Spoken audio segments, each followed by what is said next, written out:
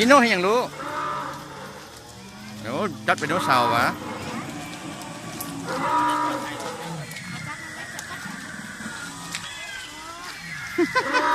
ไดโนเสาร์ไดโนเสาร์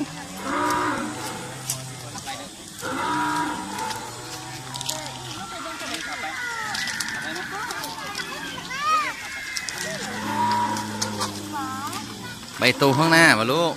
ไป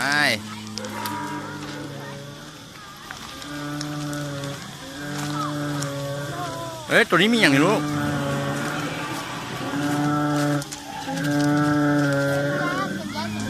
เดโน่จับไปโน่จับไปลูก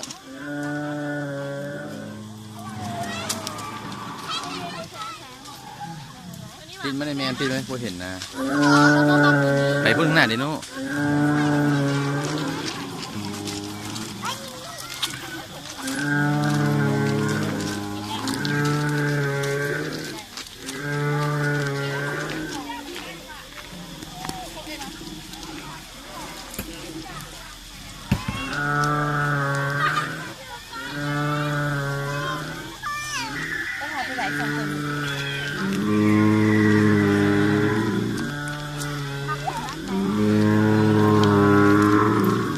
ลูกสิเบิ้งตัวไหนเนาะ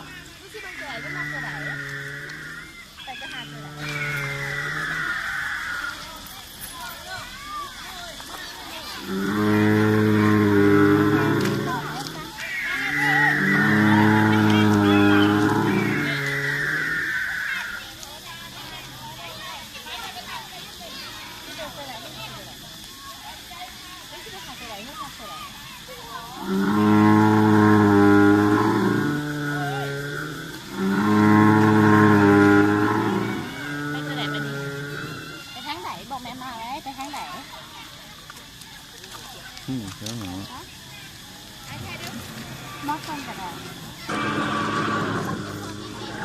กิโน่ตะลุยเดนไดโนเสาร์